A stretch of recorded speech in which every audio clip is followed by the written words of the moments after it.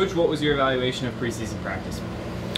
Well, I thought, it was, what I anticipated. It was, we have a couple of good returning players. We've got a couple of kids who I think with training can develop into a good play, and we'll see how it progresses. I think you go through preseason and you practice some things and you play around a little bit, and you don't really know what's going to happen until the lights come on and the kids have to play a match. So, I look forward to playing this weekend and at least seeing how we can blend some of the new kids with the older kids and see if the older kids have improved, or, and how you stack up with opponents.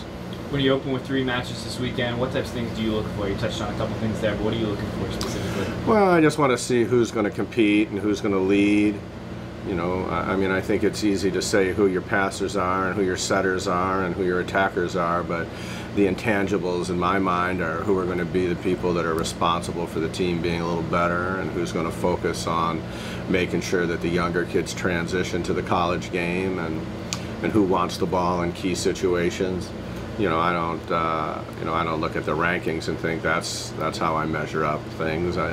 When you've got a lot of young kids and you play people that have returning veteran lineups, the rankings don't make a difference. The only thing that matters is how do your kids handle challenges, and you really can't determine that in practice. You can scrimmage and you can set them into some situations, but it really comes out in gameplay.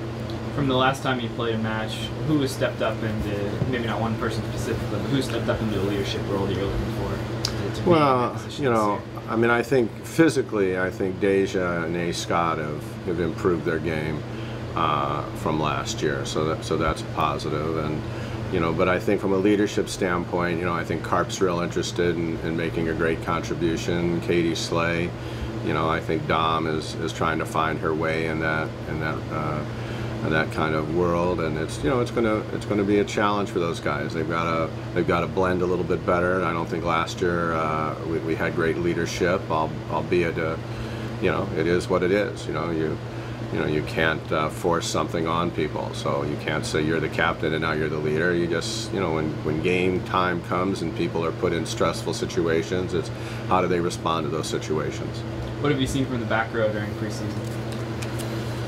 Well, I think it's been, I think Lacey just plays as hard as a kid can play, so I like that. I think some of the younger kids are fun to watch. I think Laura Caraher plays real hard, and Kendall Pierce has got a good, strong frame and good experience in the game. So, but it's going to be a toss-up on who plays all the time. I think we'll have probably plan A and plan B, and then we'll go out and see how they come out.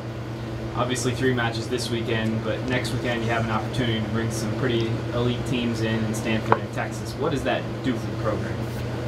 Well, in Florida as well. It's when we put the Big Four together, it was just so that we could all guarantee that we're going to play a couple of matches against teams filled with players that we all recruit.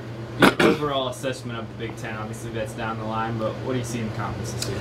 Well, I think the conference is always very strong, so I don't think that this year is going to be any different. I thought Nebraska had the best talent returning and had them at the top of my poll. I think Purdue's got a great roster returning. Illinois was the team last year that made it to the finals for the national championship. So, I think those are probably the 3 teams that would be easy to identify. But when I think about the rosters of all the teams, I think they're all good. Northwestern last year took Nebraska out the last weekend. We lost at Wisconsin. There's going to be a lot of teams that have a lot to prove and are going to play hard, and we always have hard matches with the Michigan schools. So, I think some of it's matchups, but I just think all of the schools in the conference have great leadership, and they care about their volleyball programs, and it's showing when you play. Yeah, I think everyone has a lot more confidence going into this season, and we know our roles and we know our positions, so it'll make everyone a little more comfortable. I think summer was fun. I feel like we worked a lot more than we normally do. I feel like we were always playing, and that's really good for us because right now we're working on our momentum together. we're working on being a better team together, and I think we've done a good job with that so far. With that being said, how important is the leadership this year from not only you, but several of the upperclassmen on the team? How important is that going to be? Leadership is a crazy thing because you don't need to be an upperclassman to have leadership, and I think that we have a lot of young girls that are coming in hot and they're loud and they want to be leaders on the team, and I think that's what we need. So the upperclassmen plus these freshmen coming in who are ready to get into it, I think that's going to be great. It's always important for teams to be one unit. We do a lot of things together. We're really good friends, and I think that's going to help a lot as we get our chemistry going out on the court.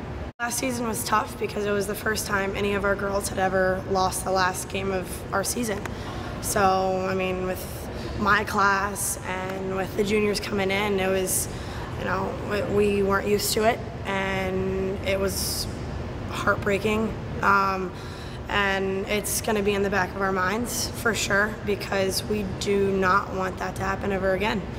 And we're making sure it doesn't happen, working hard in the summer and in preseason now.